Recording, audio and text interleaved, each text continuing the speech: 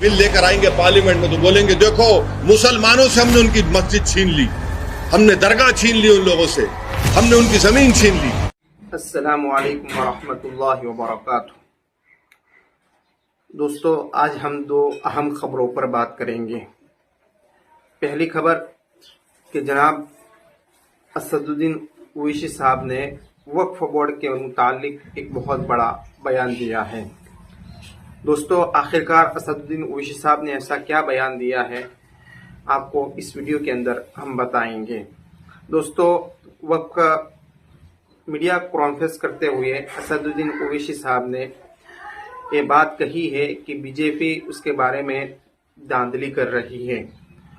और दोस्तों, असदुद्दीन ओवैसी साहब ने ये भी बताया कि वक्फ बोर्ड के मुतालिक अंदर अंदर बहुत कुछ चल रहा है और ऐसा सच बताया है कि आप जानकर हैरान रह जाएंगे।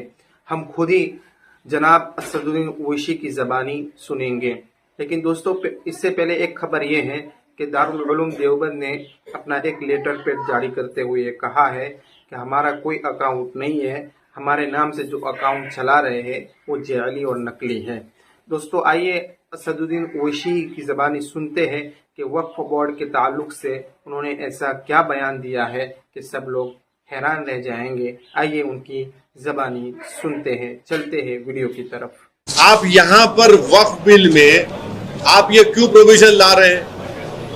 भाई, टीटीडी भी हिंदू धर्म का एक बोर्ड है, Andhra Pradesh Hindu endowment charitable purpose का बोर्ड भी हिंदू धर्म के लिए है, वक्फ बोर्ड भी जो है वो मुस्लिम धर्म के लिए है। अब जब वक्फ बोर्ड की बात आ रही है तो आप उसमें बोल रहे हैं कि नहीं, मुसलमान नहीं नॉन मुस्लिम बनेंगे, और सेंट्रल वक्फ काउंसिल में आप बोल रहे हैं कि नहीं, मिनिमम 2 नॉन मुस्लिम बनेंगे, और उसमें कम से कम जो है आप बोल रहे हैं कि 2 से बढ़ाकर आप 12 बना देंगे, यानी सेंट्रल वक्फ काउंसिल में नॉन मुस्लिम मेजॉरिटी हो जाएंगे, स्टेट वक्फ बोर्ड में आप नॉन मुस्लिम को बनाएंगे। तो ये पैरिटी होना चाहिए ना भाई। जब टीटीडी बहुत बड़ा हिंदू धर्म का एक वो मरकज है, वहां पर आपके ट्रस्टीज कोई मुसलमान नहीं हो सकता है, नॉन हिंदू नहीं हो सकता है, वक्फ बोर्ड में कैसे नॉन मुस्लिम मेंबर बनेगा? अब तो चेयरमैन साहब ये कह रहे हैं कि जो एम्प्लॉइज हैं, एम्प्लॉइज भी हिंदू धर्म के होना चाहिए। और आपके देखने वालों को आपको समझने की जरूरत है कि भारत के संविधान में आर्टिकल 25 में हिंदू धर्म का मतलब क्या है? जो हिंदू है, सिख है, और आपके बौद्ध मजहब का है, और जैन है। मगर यहां पर किसको बनाया जाएगा? सिर्फ हिंदू धर्म के मानने वालों को बनाया जाएगा। और ना सिर्फ ये बल्कि काशी विश्वनाथ का बोर्ड है, उसमें लिखा गया है कि पूरे कमिश्नर सब लोग हिंदू धर्म के होने चाहिए। उसमें अच्छा, आंध्र प्रदेश के एंडोमेंट बोर्ड में, काशी विश्वनाथ के एंडोमेंट बोर्ड में, तेलंगाना के एंडोमेंट बोर्ड में, उड़ीसा के हिंदू एंडोमेंट बोर्ड में, तमिलनाडु के हिंदू एंडोमेंट बोर्ड लिखा गया कि अगर कोई भी कमिश्नर, असिस्टेंट कमिश्नर हिंदू धर्म को छोड़ देगा तो उसको निकाल दिया जाएगा। वहां पर आप अपने धर्म के लोगों को बना रहे, हमको कोई आपत्ति नहीं है, बहुत अच्छा है, क्योंकि आपका धर्म है, आप बेहतर जानते हैं। हमारे धर्म के मामले में आप क्यों आ रहे हैं? नरेंद्र मोदी क्यों बनाना चाह रहे हैं नॉन मुस्लिम को वक्फ बोर्ड मेंबर? और सुनिए, इसका बुनियादी हमारे को आर्गुमेंट हमारा क्या है? हम क्यों बोल रहे हैं कि ये भारत के संविधान के आर्टिकल 26 का ग्रेव वायलेशन है। आर्टिकल 26 क्या है बताता हूं मैं आपको। Article 26 guarantees freedom to marry religious affairs of every religious denominations of section thereof। उसमें सेक्शन 26A का देख लीजिए, right to establish and maintain an institution of religious and charitable purpose। B, manage its own affairs, matter of religion। C, to own and acquire movable and immovable property। D, to administer such property in accordance with law। ये पूरा violation और article 26 का जो propose bill में, और आप यहां पर बोल रहे हैं कि नहीं मुसलमान नॉन मुस्लिम को बना देंगे वक्फ बोर्ड में। जो टीटीडी के चेयरमैन ने कहा है, हम उसके मुखालिफ नहीं है, बल्कि उसके ट्रस्टीज, तो जो 24 ट्रस्टीज बनाई गई है, उसमें देख लीजिए, उसमें किसका नाम है? उसमें किसी नॉन हिंदू का नाम है नहीं है उसमें। इसीलिए हम एक ऑब्जेक्शन हमारा ये है कि प्रपोज बिल में नरेंद्र मोदी हिंदू धर्म के लिए जो चीजें हैं वहां पर प्रोटेक्ट कर रहे हैं, जो मुस्लिम धर्म की जो चीजें हैं वहां पर आप नॉन हिंदूज को ला रहे हैं। क्यों ला रहे हैं बता रहा हूं, इसलिए ला रहे हैं कि वक्फ बोर्ड के एक्ट में 5 साल का डायरेक्ट मैनेजमेंट का प्रोविजन है। तो नरेंद्र मोदी एक तो कलेक्टर को पावर्स दे रहे हैं, दूसरा सीईओ जो होगा वो मुसलमान नहीं होगा, वो भी बिल में है। 5 साल का डायरेक्ट मैनेजमेंट लेकर आप पूरे वक्फ बोर्ड को बर्बाद करना चाहते हैं। आप मुसलमानों की मस्जिदों को, मुसलमानों की दरगाहों को, खानखाओं को, उस जमीनों को हासिल करना चाह रहे हैं। तो वक्फ जो बिल लाया नरेंद्र मोदी ने लाया है वो वक्फ को बचाने के लिए नहीं लाया है, वक्फ को बचाने के लिए नहीं बल्कि वक्फ को लूटने के लिए लाए हैं। जिस जमीन का मालिक अल्लाह है, नरेंद्र मोदी कह रहे कि नहीं उसका मालिक मैं होऊंगा और कलेक्टर मेरा नायब होगा वहां पर। इसीलिए हम ये कह रहे हैं कि जो टीटीडी के चेयरमैन ने कहा है बहुत अच्छा है वो, मगर आप वहां पर अगर अच्छा है तो हमारे लिए अच्छा क्यों नहीं हो रहा है फिर वो, ये हमारा आपत्ति है। सर टीटीडी का तो बहुत पहले से चला आ रहा है। नहीं आप सुनिए, आप नहीं एक बात, टीटीडी कब से चल रहा है बताइए, बताइए आप बताइए कौन सा कब से चल रहा है, कब से चल रहा है बताइए।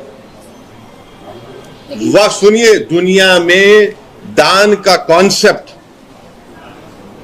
सबसे पहले इस्लाम ने किया है, और क्या था वो कि प्रॉफिट मोहम्मद सल्लल्लाहु अलैहि वसल्लम के जमाने में उन्होंने, ये हदीस से साबित है, कुरान में ऐसे 21 से ज्यादा आयतें कि चैरिटीज के लिए काम करो और उसको अल्लाह के लिए, अल्लाह उसका मालिक है। आप लोगों को, देश की जनता को नरेंद्र मोदी आरएसएस ने ये वहम फैला दिया कि जहां पर वक्फ बोर्ड उंगली रख देगा वक्फ की प्रॉपर्टी हो जाएगी, जहां पर कोई नमाज पढ़ लेगा वक्फ की प्रॉपर्टी। ऐसा नहीं है, ऐसा नहीं, सुनिए हमारी बात, ऐसा बिल्कुल नहीं है। वक्फ का जो मामला है वो प्रॉफिट मोहम्मद सल्लल्लाहु अलैहि वसल्लम जमाने चल रहा है, बल्कि प्रॉफिट मोहम्मद सल्लल्लाहु अलैहि वसल्लम की एक वाइफ जो इस्लाम कबूल की थी, जू थी, उन्होंने अपने भाई के लिए वक्फ कर दिया जो नॉन मुस्लिम थे। आपको समझने की जरूरत है।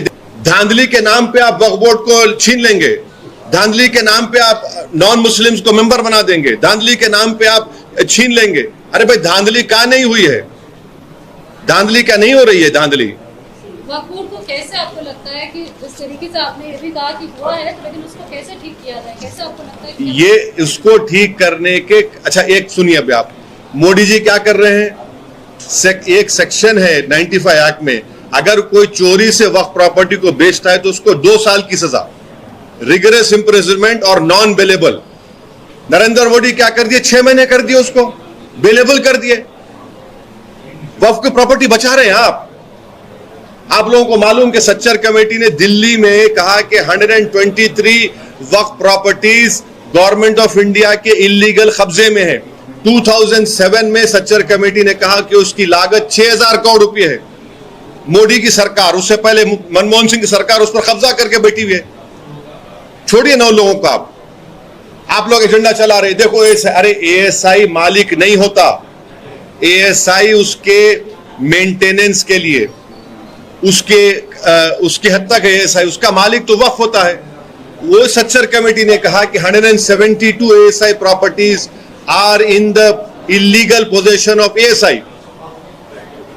यही तो हम बता रहे हैं, अगर हिंदू एंडोमेंट के लिए कोई बात अच्छी है तो मुस्लिम धर्म के लिए क्यों अच्छी नहीं होगी। आपको मालूम महाराष्ट्र में पंढरपुर एक बहुत बड़ी मंदिर है, पंढरपुर, वहां का कोई भी ट्रस्टी नॉन हिंदू नहीं हो सकता है। सेक्शन 22 पढ़ लो पंढरपुर ट्रस्ट एक्ट का। ये जो कानून ला रहे हैं ये वक्फ को बचाने के लिए नहीं ला रहे नरेंद्र मोदी। नरेंद्र मोदी इस कानून से आरएसएस के एजेंडे को पूरा करना चाहते हैं। 6 दिसंबर को तो आपने मस्जिद को शहीद कर दिया था, अब आप कानून के जरिए से कलेक्टर को इस्तेमाल करके बोल देंगे कि नहीं ये प्रॉपर्टी वक्फ की नहीं है। यही तो हम बता रहे हैं, इनकी नीयत साफ नहीं है नरेंद्र मोदी की। कल जब ये बिल लेकर आएंगे पार्लियामेंट में तो बोलेंगे देखो मुसलमानों से हमने उनकी मस्जिद छीन ली, हमने दरगाह छीन ली, उन लोगों से हमने उनकी जमीन छीन ली। पहले झूठा प्रोपेगेंडा करे पूरे देश में, 8 लाख के मुसलमानों के कितने बोले 5.5 लाख एकड़ है। अरे बेशर्मों की भी हद होती है, बेशर्मी की। तमिलनाडु, आंध्रा, तेलंगाना और ओडिशा के 11 हिंदू एंडोमेंट प्रॉपर्टीज को मिला लेंगे, वो 10 लाख एकड़ के बराबर हो जाती। बिहार यूपी तो नहीं मिला अभी, मैं बंगाल नहीं मिलाया मैं, मगर देश में प्रोपेगेंडा क्या किया आरएसएस बीजेपी, मुसलमानों के 5.5 लाख एकड़। अरे मेरे नहीं है, उसका मालिक अल्लाह है। दोस्तों, दारुल उलूम देवबंद ने अपना लेटर पैड जारी करते हुए इस तरह लिखा है। दारुल उलूम देवबंद का सोशल मीडिया पर कोई अकाउंट नहीं है। मुख्तलिफ ज़राए से बात सामने आ रही है कि दारुल उलूम देवबंद के नाम से सोशल मीडिया के मुख्तलिफ प्लेटफार्म पर मुतअद्दिद अकाउंट चलाए जा रहे हैं। इसलिए वाज़ेह किया जाता है कि दारुल उलूम देवबंद का सोशल मीडिया पर कोई भी ऑफिशियल अकाउंट नहीं है। दारुल उलूम देवबंद से मुताल्लिक़ तमाम तर मुस्तनद ख़बरें, एलानात और मालूमात सिर्फ दारुल उलूम देवबंद की ऑफिशियल वेबसाइट www.darululumdeoband.com पर ही फराहम की जाती है। अगर सोशल मीडिया या किसी भी प्लेटफार्म पर दारुल उलूम के नाम से कोई अकाउंट या पेज सफ़ा मिले तो उसे इदारा का तसव्वुर न किया जाए। लिहाजा गुजारिश है कि दारुल उलूम देवबंद का नाम इस्तेमाल करके सोशल मीडिया अकाउंट्स न बनाएं। यह अमल न सिर्फ गलतफहमी और इंतशार का बाइस बनता है बल्कि दारुल उलूम देवबंद के उसूलों और साख के भी खिलाफ है। चुनांचे जिन हजरात ने दारुल उलूम देवबंद के नाम से कोई अकाउंट या पेज बनाया हो उनसे अपील है कि वो इदारे के नाम से जाली अकाउंट ख़त्म कर दे और दारुल उलूम देवबंद की इज़्ज़त व वक़ार का एहतराम करें। दोस्तों, आपने इस वीडियो के अंदर देखा दो बहुत बड़ी खबरें देखी। एक तो खबर है कि दारुल उलूम देवबंद ने साफ तौर पर इनकार कर दिया कि हमारे सोशल मीडिया के ऊपर हमारा कोई अकाउंट नहीं है, और जो लोग इस तरह कर रहे हैं वो जाली और नकली है, लोगों को धोखा देने की कोशिश कर रहे हैं। दूसरी बात, असदुद्दीन ओवैसी साहब ने वक्फ बोर्ड के मुतालिक जो बात कही है उसके बारे में आपकी क्या राय है? आप इस वीडियो के अंदर जो सुना उसके मुतालिक आपकी क्या राय है? आप कमेंट बॉक्स में ज़रूर लिखें, वीडियो को शेयर करें। मिलते हैं नेक्स्ट वीडियो में। अस्सलामु अलैकुम व रहमतुल्लाहि व बरकातहू।